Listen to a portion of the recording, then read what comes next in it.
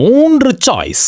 காங்கிரஸ் ஆதரவு தெரிவித்துள்ள நிலையில் திருமா மற்றும் கம்யூ கட்சிகளின் ஆதரவு கிடைத்தால் விஜய்க்கு 108+5+2+2+2 119 எம்எல்ஏக்கள் ஆதரவு இருக்கும்.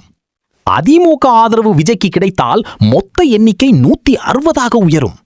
திமுக அதிமுக கூட்டணி அமைந்தால் பாஜக தவிர்த்து மற்ற கூட்டணி கட்சிகளோடு சேர்ந்து 120 எம்எல்ஏக்கள் இருப்பார். பாஜக இந்த கூட்டணியில் இடம் பெறாது. இனி இப்படியெல்லாம் நிலை மாறலாம். 1. அடுத்த ஆட்சி அமையவில்லை எனில் தமிழகத்தில் கவர்னர் ஆட்சி அமலாகலாம்.